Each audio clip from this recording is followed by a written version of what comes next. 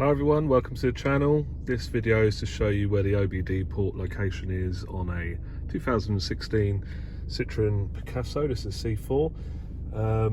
Now some of the diagnostic machines point you to underneath the driver's steering wheel. In this case that's not correct. R1 is inside the glove box.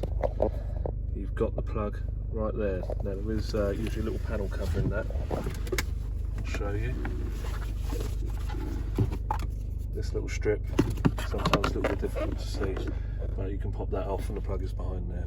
Okay, see you in the next one.